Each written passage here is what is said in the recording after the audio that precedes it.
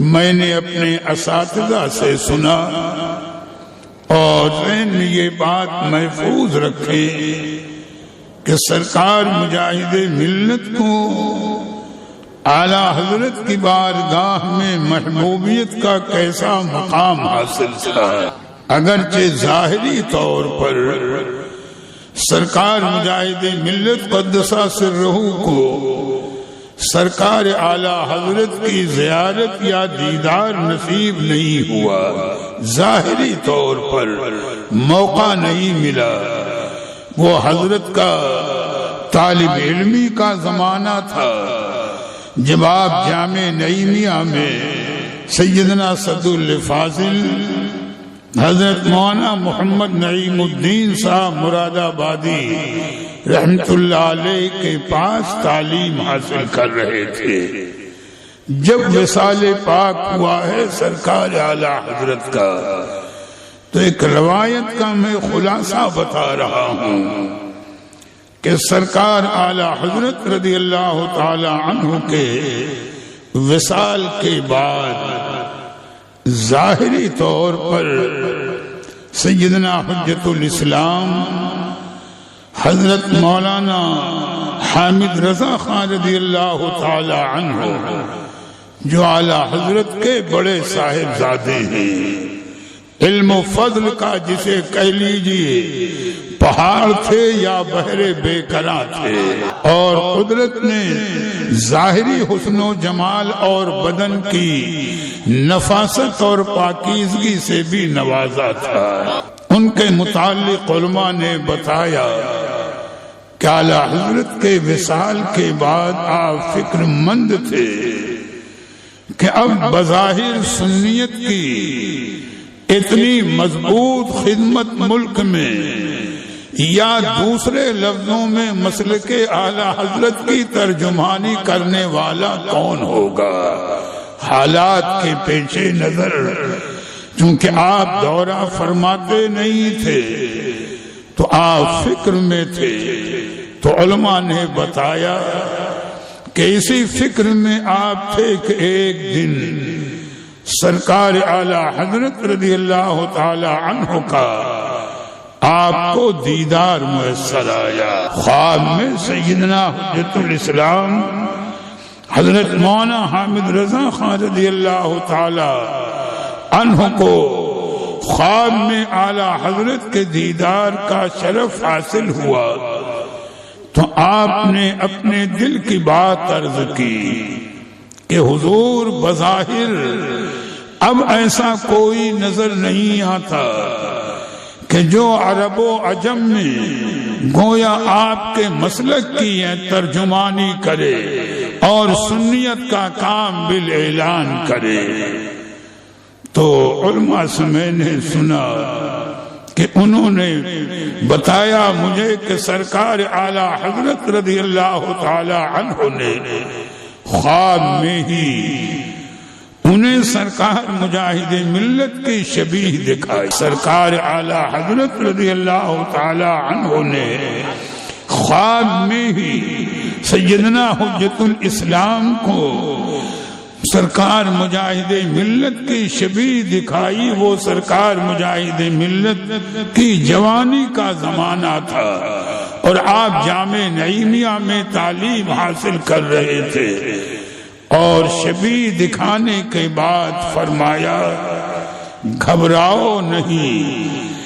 میرے مسلک کی اور مذہب اہل سنت کی پوری جوان مردی کے ساتھ عرب و عجم میں ترجمانی کرنے والے یہ ہوں گے۔ عام رکے گا نہیں، کوئی فرق نہیں آئے گا، یہی ترجمانی کرنے والے ہوں گے، یہی میرے مسلک کے ترجمان ہوں گے اور بے لوث سنیت کی خدمت انجام دیں گے۔ اور فرمایا ان قریب ان سے ملاقات بھی ہو جائے گی۔ تو چونکہ ابھی اعلیٰ حضرت کے وصال کو چند دن ہی گزرے تھے، ابھی 40ویں کی فاتحہ بھی نہیں ہوئی تھی، چہلم کی رسم ادا نہیں ہوئی، تو مجھے میرے اساتذہ نے بتایا کہ 40ویں شریف کے فاتحے کے موقع پر سرکار مجاہد ملت بھی بریلی شریف حاضر ہوئے، اور اعلی حضرت کی جو مسجد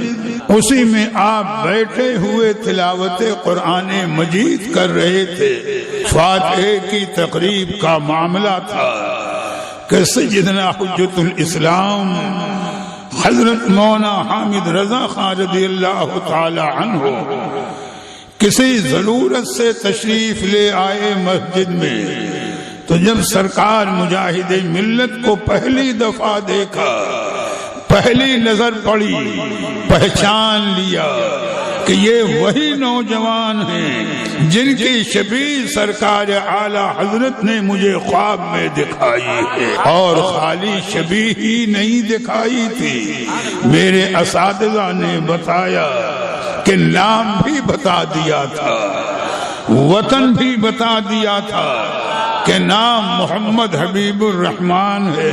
رہنے والے اڑیسہ کے ہیں۔ میاں اعلی حضرت کی کرامت دیکھو، فیضان دیکھو، ان کی حیات کو دیکھو کہ سارا معاملہ ظاہر کیا۔ سیدنا حجت الاسلام قدس سرہ سرکار مجاہد ملت کے قریب تشریف لے آئے، بڑی محبت سے پوچھا، آپ کا نام محمد حبیب الرحمان ہے؟ سرکار مجاہد ملت نے جواب دیا ادب سے، حضور میرا نام یہی ہے۔ پھر فرمایا آپ کا وطن اڑیسہ ہے؟ ادب سے عرض کیا، حضور یہی وطن بھی ہے۔ تو گویا ساری نشانیاں پوری ہو گئیں، اور پھر سیدنا حجت الاسلام قدس سرہ نے آپ کو اپنے ساتھ لیا، اور پھر یوں کہہ لیجئے کہ باطنی طور پر سرکار اعلی حضرت کی جو امانتیں، جو فیضان روحانی طور پر آپ کے پاس تھا، سرکار مجاہد ملت کو عطا فرما کر، سپرد فرما کر اپنے کرم سے نواز دیا۔ یہ ایک روایت میں نے بتائی، تو سرکار مجاہد ملت قدس سرہ کا مقام بڑا بلند ہے، جیسا آدمی کیا بیان کرے گا۔ تو یہ تو میں نے ذہن کے رابطے کے لیے ایک واقعے کا تذکرہ کیا، واقعے سے اندازہ لگا لے کہ سرکار مجاہد ملت قدس سرہ اعلی حضرت کی بارگاہ میں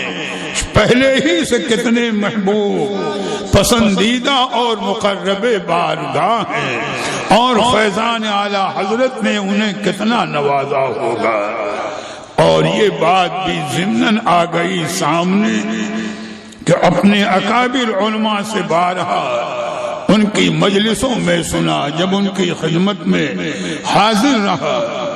تو علماء برجستہ فرماتے تھے کہ ہمارے دور میں اعلی حضرت کی تصنیفات، آپ کی کتابوں کو صحیح معنوں میں اگر سمجھنے والی کوئی ذات ہے تو وہ سرکار مجاہد ملت کی ذات ہے۔